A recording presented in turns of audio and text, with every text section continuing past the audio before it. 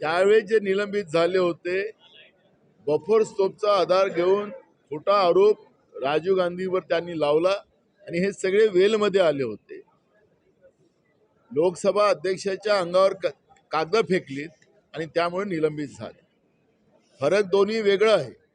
इथं लोकसभेमध्ये जी काही घटना घडली, जे काही उड्या मारल्या गेल्यात, गॅस त्या ठिकाणी सोडण्यात आला आणि याचं उत्तर सरकारने द्यावं ही मागणी करण्यासाठी आपल्या जागेवर उभं होऊन खासदारांनी ती मागणी करत असताना या पद्धतीचं त्यांना निलंबित करण्याचं हे पाप देशाच्या इतिहासातली पहिली घटना आहे.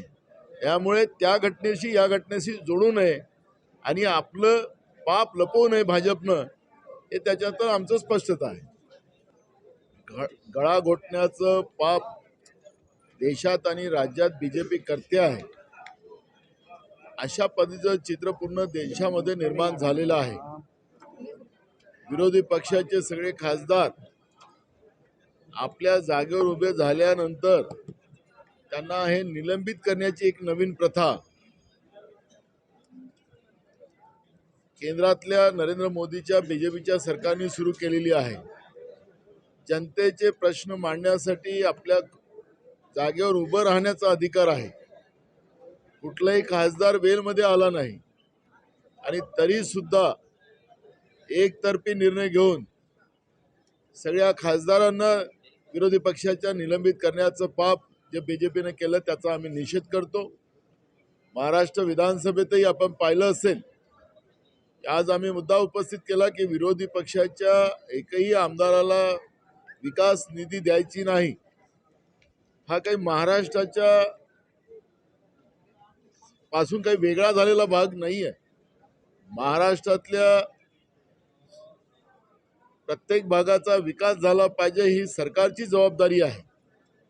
पण विरोधी पक्षाच्या आमदारांच्या मतदारसंघात विकास निधी द्यायचा नाही, बजेटमध्ये प्रोव्हिजन करायचं नाही, म्हणजे केंद्रातलं बीजेपीचं सरकार आणि राज्यातलं भाजप प्रणित येड्याचं सरकार, या दोन्ही सरकारची मानसिकता एकच आहे. तानाशाह प्रवृत्ती आहे, लोकशाहीला विरोध करणारी आहे आणि ही भाजपची जी मानसिकता है ही आता जनतेच्या समोर स्पष्ट होती आहे.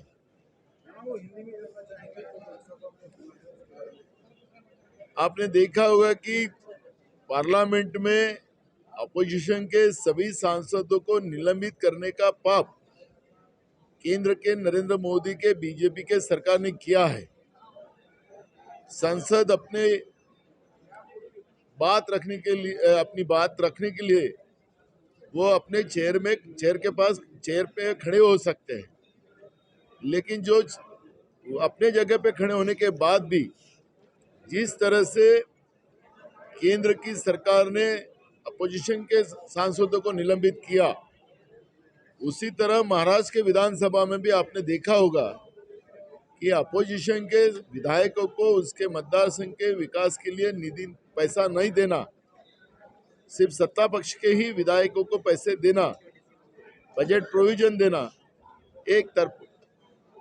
इस तरह से एक तरफा राज चलाने का जो काम बीजेपी कर रही है, उससे लोकतांत्रिक व्यवस्था को खतरा पैदा हो चुका है और इसलिए इस बीजेपी की मानसिकता का हम लोग विरोध करते हैं. देश में भी जनता इनका विरोध करना शुरू हो चुका है.